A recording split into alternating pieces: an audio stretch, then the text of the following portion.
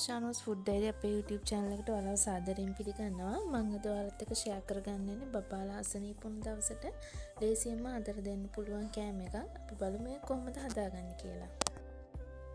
මම මේ රෙසිපි එකට අරන් තියෙන ඉස්සෙල්ලාම කුරක්කන් පිටි, ඊළඟට සහල් නවයක සීරියල් එකක්, බබාගේ බටර් එක, කෙසෙල් ගෙඩිය, උකු පොල් කිරි ටිකක් අරන් තියෙනවා.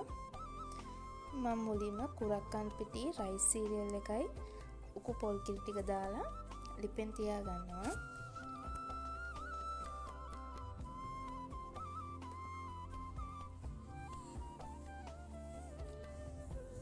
ගින්දර ගොඩාක් වැඩි කරගන්න නැතුව අඩු ගින්දරේ හදා ගන්න ඕනේ. මම අපේ බබාට අවුරුද්ද 5 නිසාත් එයා දැන් රස චුට්ටක් හොයන නිසාත් මම ලුණු චුට්ටක් එකතු කරගන්නවා.